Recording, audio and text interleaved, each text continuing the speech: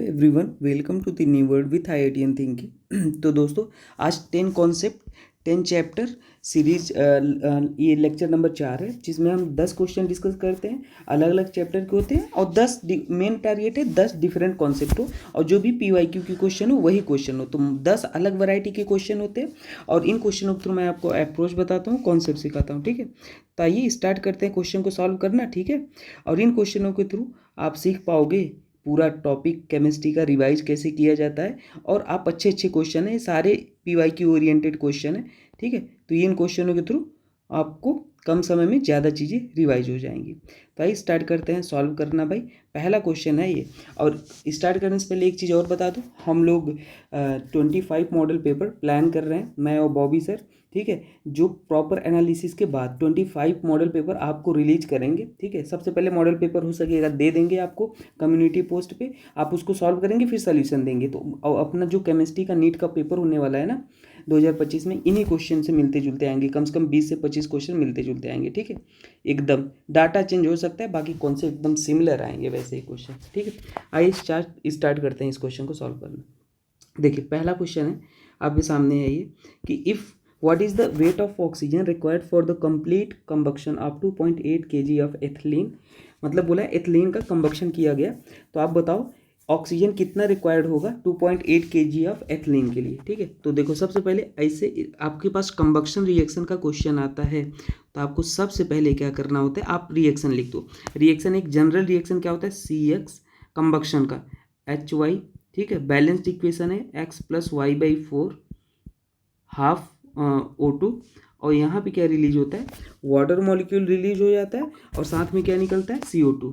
और यहाँ पे आप लिख सकते हो x CO2 बैलेंस्ड इक्वेशन, और यहाँ पे y/2 होता है और H2O होता है। ठीक है, ये होता है भाई। तो आप यहाँ पे लिख लो, आपके पास क्या गिवन है, आपको यहाँ पे गिवन है एथिलीन। एथाइलिन का फॉर्मूला क्या होता है, C2H4 होता है, ये एथाइलिन का फॉर्मूला है। अब इसी के अकॉर्डिंग ये x है और ये y है, इसी के अकॉर्डिंग आप पूरा इक्वेशन लिख लो। इसके अकॉर्डिंग इक्वेशन लिखोगे तो यहाँ पे 3O2 आ जाएगा, क्योंकि x + y/4 लिखोगे तो 3 आ जाएगा स्टोइकियोमेट्री में, और आपके पास प्रोडक्ट में क्या आ जाएगा, 2CO2 आ जाएगा है, और यहाँ पे 2H2O आ जाएगा, बैलेंस्ड इक्वेशन।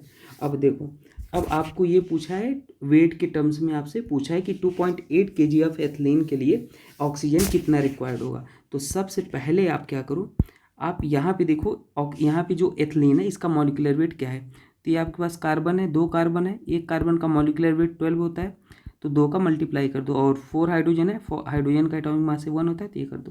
तो आपके पास इसका जो मास आ गया, आपके पास टोटल कितना आ गया 28, ये ग्राम में आता है, लेकिन आपको ये केजी में निकालना है, क्योंकि यहाँ पे जो गिवन है वो केजी में है ना। तो आप केजी में लिख लो, तो इसको केजी में जब चेंज करोगे तो क्या हो जाएगा, 28 × 10⁻³ kg। ठीक है, 1 kg बराबर 1000 ग्राम होता है। तो आप जब इसको ग्राम को केजी में करोगे तो रिवर्स कर दो, ये -3 हो गया है ना।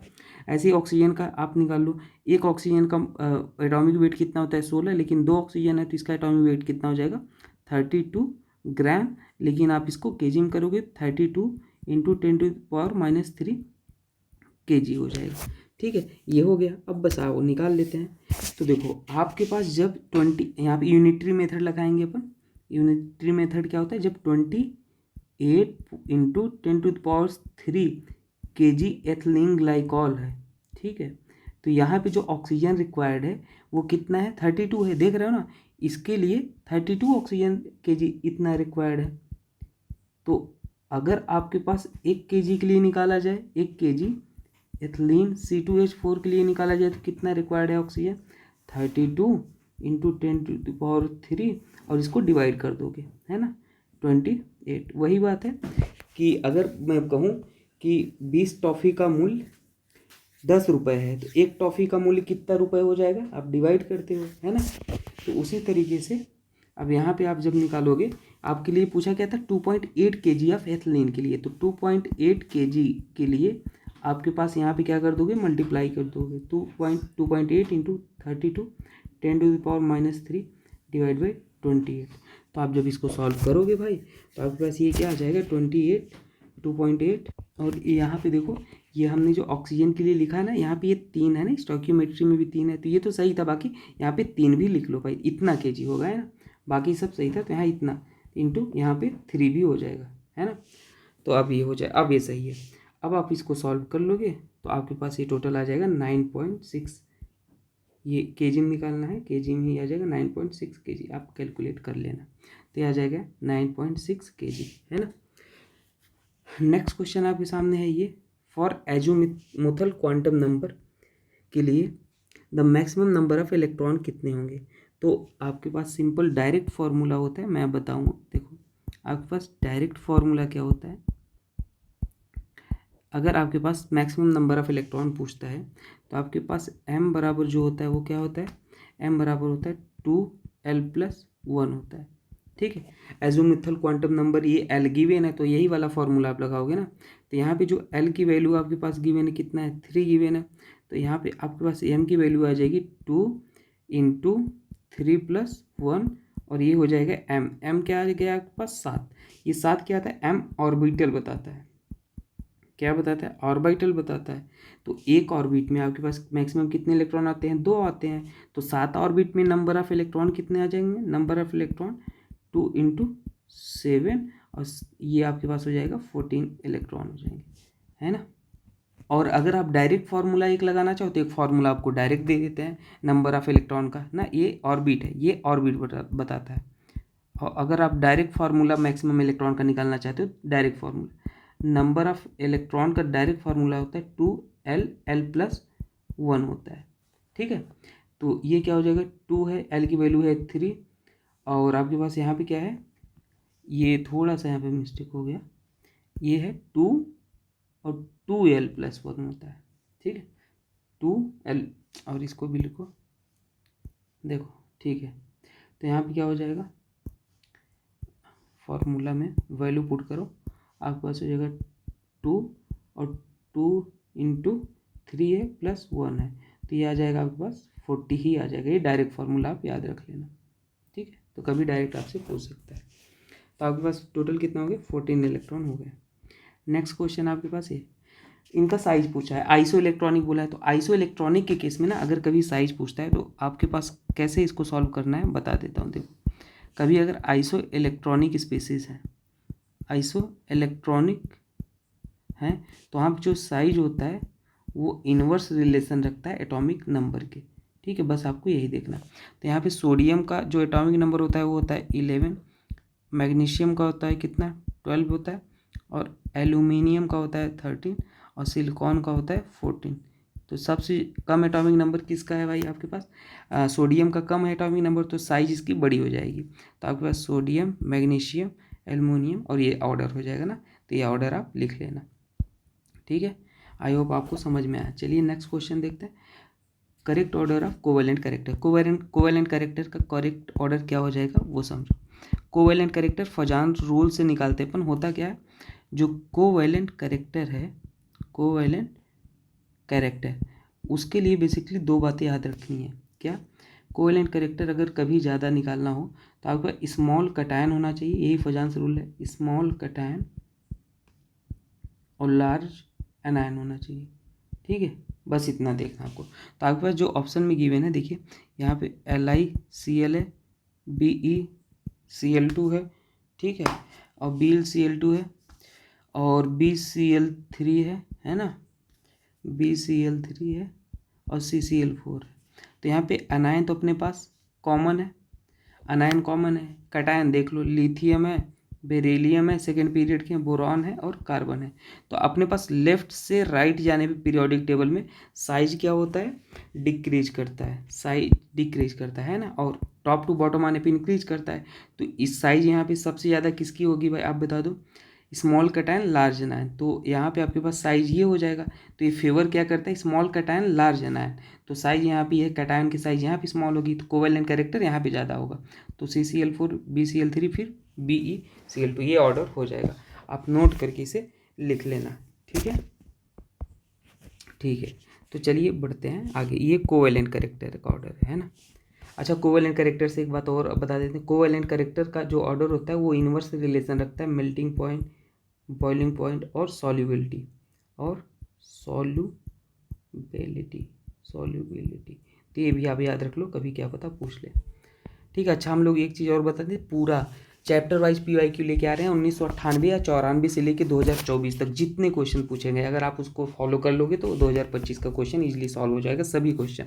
ठीक है, तो आइए सॉल्व करते हैं। नेक्स्ट क्वेश्चन आपके सामने ये है, अल्कोहलिक KOH कभी गिवन हो दोस्तों और सामने आपके पास अल्काइल हैलाइड है, एक तरीके का अल्काइल हैलाइड ही तो है, तो एलिमिनेशन रिएक्शन होता है। होता क्या है, जो आपके पास हैलोजन है उसको आप 0 पोजीशन मानो, उसके बगल अल्फा होता है, उसके बगल बीटा होता है। ठीक है, आप इसे नोट करके लिख लो। तो अब देखो, यहाँ पे आपके पास हमेशा जो अल्कोहलिक KOH हो बीटा हाइड्रोजन को खाता है। बीटा हाइड्रोजन कौन, वो भी बीटा पोजीशन हो और एंटी पोजीशन होना चाहिए।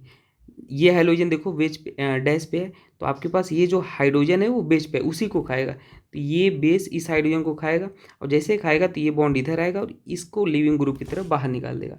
तो आपके पास प्रोडक्ट क्या बन जाएगा, आपके जो प्रोडक्ट, बाकी सब तो ऐसे ही रहेंगे, है ना। यहाँ पे डबल बॉन्ड आ गया, ध्यान देना, और हाइड्रोजन निकल गया, बाकी आप ऐसे ही लिख दो। यहाँ तो हाइड्रोजन ही नहीं था, मिथाइल ग्रुप लगे थे, है ना, तो आप वैसे ही लगा लो। तो बस यही बात समझाना था कि यहाँ पे एंटी एलिमिनेशन होता है। क्या होता है, एंटी एलिमिनेशन होता है। ठीक है, ये बात आप याद रख लेना। तो ये प्रोडक्ट बन जाएगा। नेक्स्ट क्वेश्चन आपके सामने KMnO4 और एसिडिक मीडियम में, तो ये क्या करता है, ओजोनोलिसिस करता है। क्या करता है, ओजोनोलिसिस करता है। वो भी कैसा ओजोनोलिसिस करेगा, ऑक्सीडेटिव ओजोनोलिसिस करेगा, ऑक्सीडेटिव ओजोनोलिसिस करेगा। ठीक है, ऑक्सीडेटिव ओजोनोलिसिस में होता क्या है, आपके पास जो भी ये गिवन होता है ना डबल बॉन्ड एल्कीन, उसको आप तोड़ के दोनों साइड ऑक्सीजन ऐड कर दो। तो हमने ऐड कर दिया, यहाँ पे ऑक्सीजन ऐसे यहाँ पे ऐड कर दिया और यहाँ पे हाइड्रोजन है ना, और यहाँ पे आप क्या करोगे, ऐसे ऐसे ऑक्सीजन ऐड कर दो। लेकिन सबसे इंपॉर्टेंट बात क्या था ऑक्सीडेटिव में, जो एल्डिहाइड बनता है फर्दर वो एसिड में कन्वर्ट हो जाता है। किस में कन्वर्ट हो जाता है, एसिड में। बस यही खास बात है। तो यहाँ पे कोई एल्डिहाइड दिख रहा है, ये आपके पास एल्डिहाइड दिख रहा है, तो इसको आपको क्या कर देना, एसिड में चेंज कर देना। जितने कार्बन का एल्डिहाइड हो उतने कार्बन का एसिड। तो यहाँ पे एक कार्बन था एल्डिहाइड में, तो इसको एसिड में चेंज कर दो, COOH उसी कार्बन का, और ये आपके पास ऐसे ही रहेगा। ठीक है, अब देखो रिडक्टिव ओजोनोलिसिस अगर कभी गिवन होता है, एक तरीका वो भी बता देता हूँ। रिडक्टिव ओजोनोलिसिस क्या होता है, रिडक्टिव ओजोनोलिसिस कभी अगर जिंक H2O के साथ आता है तो वो रिडक्टिव ओजोनोलिसिस होता है। वहाँ पे जो जैसे है वैसे बना देना, बस डबल बॉन्ड को ब्रेक कर देना, है ना, वहाँ पे डबल बॉन्ड को ब्रेक कर देना, बस हो गया, तो वो रिडक्टिव ओजोनोलिसिस हो जाता है। डबल बॉन्ड को ब्रेक करके ऑक्सीजन ऐड कर देना, कहने का मतलब ये था। ये क्वेश्चन देखो, डाइल्यूट KMnO4, इसको बेयर्स रिएजेंट बोलते हैं। क्या बोलते हैं, बेयर्स रिएजेंट बोलते हैं। ठीक है, ये क्या करता है, एल्कीन को सिस डाइऑल में चेंज कर देता, मतलब जो भी आपके पास एल्कीन की में उसको डाइऑल में चेंज कर देता है। OH यहाँ पे लगा दो, OH यहाँ पे लगा दो, तो यही होता है बेयर्स रिएजेंट। ठीक है, नेक्स्ट क्वेश्चन है Br2CCl4। ये क्या करता है दोस्त, ये आपके पास हमेशा जब भी गिवन हो तो यहाँ पे देखिए होता क्या है, Br2CCl4 गिवन हो तो Br है भाई, इनके बीच लोन पेयर होता है, 3 लोन पेयर होते हैं ना, तो इंटर इलेक्ट्रॉनिक रिपल्सन होता है इनके बीच में, जिसके कारण इस पर पॉजिटिव इस पर नेगेटिव आ जाता है, और ये पाई इलेक्ट्रॉन यहाँ पे अटैक कर लेता है, तो यहाँ पे एक साइक्लोहाइलोनियम आयन बनता है। क्या बनता है, साइक्लोहाइलोनियम आयन, ये बन गया Br। अब Br पे पॉजिटिव मतलब ये भूखा है, इलेक्ट्रॉन का कमी है, तो ये इलेक्ट्रॉन विड्रॉ का काम करेगा। यहाँ पे पॉजिटिव ले आएगा, यहाँ पे पॉजिटिव ले आएगा। ये पॉजिटिव आपके पास देख रहे हो ये 3 डिग्री है, ये पॉजिटिव आपके पास कितने डिग्री है, ये पॉजिटिव 1 डिग्री। स्टेबल कौन है, 3 कार्बोकैटायन की स्टेबिलिटी 3 डिग्री, फिर 2 डिग्री, फिर 1 डिग्री। तो नेक्स्ट स्टेप में आपके पास क्या हो जाएगा, जो Br-1 बचा था, एक बचा था ना, ये वाला एक पे अटैक किया था, तो आपके पास ये जो स्टेबल है वहाँ पे जाके जो अटैक कर लिया, जैसे अटैक किया और ये वाला बॉन्ड टूट जाएगा। कौन सा वाला बॉन्ड टूट जाएगा, ये वाला, जहाँ पे अटैक किया ये वाला बॉन्ड ऐसे टूट जाएगा। तो आपके पास क्या बन जाएगा, ध्यान देना, ऐसे, और यहाँ पे आपके पास आया Br और ये वाला बॉन्ड ऐसे टूटा और यहाँ पे आ गया Br। ठीक है, तो ये H हुआ, ये H हुआ, तो ये होता है यहाँ पे एंटी एडिशन होता है, ये बात याद रख लेना, Br का एंटी एडिशन होता है। ठीक है, ये भी आप याद रख लेना। चलिए आगे बढ़ते हैं। नेक्स्ट क्वेश्चन आपके पास ये है, कभी अगर HBr H2O2 के प्रेजेंस में आ जाता है ना, तो वहाँ पे उसको परऑक्साइड इफेक्ट बोलते हैं। क्या बोलते हैं? Peroxide effect. मतलब जहाँ पे लेस स्टेबल कार्बोकेटायन बनेगा वहाँ पे आप जोड़ देना। देखो एक बार बॉन्ड को आप ऐसे तोड़ते हो अगर HBr गिवन हो, और एक बार आप ऐसे तोड़ते हो। तो कॉन्सेप्ट ऑफ एरो ये कहता है अगर बॉन्ड ऐसे चला, एरो ऐसे चला, तो इधर नेगेटिव आएगा, इधर पॉजिटिव आएगा, और नेगेटिव उधर आता है जिधर इलेक्ट्रोनेगेटिविटी ज़्यादा हो इन जनरल। तो आप दोनों तरीके से तोड़ के देख लो, ठीक है। तो आप इसको तोड़ लो, मान लो इसको नाम देते हैं, इसको नाम देते हैं बी। तो दोनों तरीके से तोड़ लो। पहले मान लो ए वाला मैंने अगर बनाया तो कार्बोकेटायन कहाँ बनेगा? ए वाला बनाया तो कार्बोकेटायन आपके पास यहाँ बन जाएगा। और अगर आपने बी वाला मान लो बनाया तो कार्बोकेटायन कहाँ बन जाएगा? यहाँ बन जाएगा, है ना। तो ये वाला जो है परऑक्साइड इफेक्ट, हमेशा जहाँ पे लेस स्टेबल कार्बोकेटायन बनता है वहाँ पे आप Br को जोड़ते हो, लेस स्टेबल कार्बोकेटायन को ऐड Br, बस ये याद रख लो, इसी को परऑक्साइड में। तो ये कार्बोकेटायन 1 डिग्री है, ये कार्बोकेटायन 2 डिग्री, लेस स्टेबल कौन है? ये वाला। तो बस नेक्स्ट स्टेप में Br माइनस को आप क्या कर लोगे? यहाँ पे जोड़ दोगे, ठीक है। तो आपके पास Br यहाँ पे जुड़ जाएगा और आपके पास प्रोडक्ट ये बन जाएगा, ठीक है।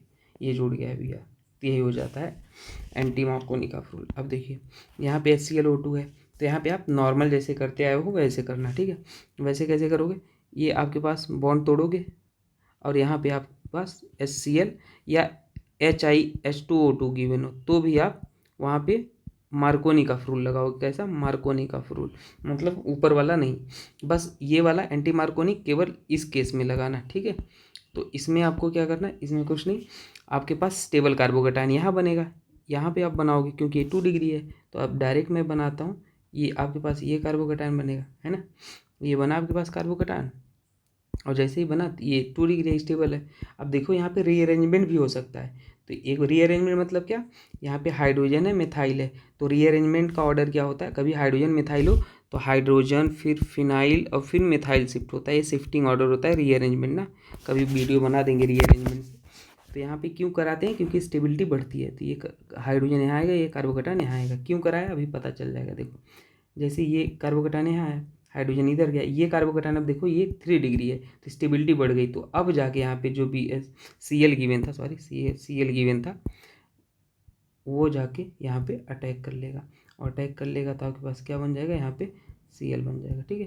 तो आप नोट करके लिख लेना, ये बन जाएगा, ठीक है, और ये अरेंजमेंट हो जाएगा। तो आई होप मैंने 10 क्वेश्चन आपको बता दिया। बाकी लास्ट क्लास में मैंने कुछ एक क्वेश्चन दिया था, एक तो उसको करा देते हैं। आपके पास एक क्वेश्चन मैंने ये गिवन था कि ये बोला था एंटी एरोमेटिक है या एरोमेटिक है ना। तो आपका जवाब क्या था मुझे नहीं पता, पर मैं आपको बता देता हूँ। यहाँ पे ये जो है भाई नॉन प्लेनर होता है, नॉन प्लेनर, तो ये एरोमेटिक नहीं होता है। आप धोखा खा जाओगे, कहोगे सर इसमें 10 पाई इलेक्ट्रॉन है, ये एरोमेटिक है। एरोमेटिक नहीं होता, ये एक्सेप्शन है, आप ऐसे सोच लो। ये एक्सेप्शन क्या है? यहाँ पे जो हाइड्रोजन होते हैं वो ट्रांस टाइप के होते हैं ना, ट्रांस एनुलर हाइड्रोजन बोलते हैं। तो यहाँ पे ये नॉन प्लेनरिटी आ जाती है, तो नॉन प्लेनर होते हैं, ठीक है। तो आई होप आपको समझ में आया होगा। एक क्वेश्चन मैं आपको फिर देता हूँ, आप कमेंट करके बताना क्या होगा, ठीक है। ये रहा आंसर, क्या होता है? नॉन प्लेनर होता है, ठीक है। और एरोमेटिसिटी का ट्रिक देखना है तो यहाँ प्ले लिस्ट में जाके देख लेना भाई। कभी एक भी क्वेश्चन अगर गलती हो जाए और 10 सेकंड से ज़्यादा लोगे तो मुझे बताना, ठीक है। अब बताना, मैं आपको देता हूँ नेक्स्ट क्वेश्चन।